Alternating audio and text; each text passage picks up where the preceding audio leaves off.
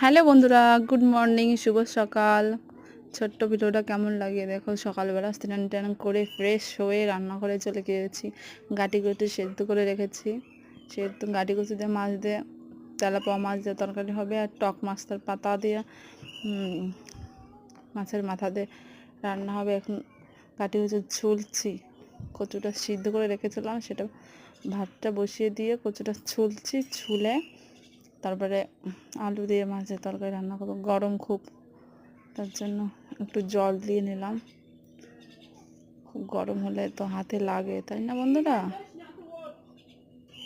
দেখতে থাকো ছোট্ট মিনি ব্লগটা কেমন লাগে তোমাদের।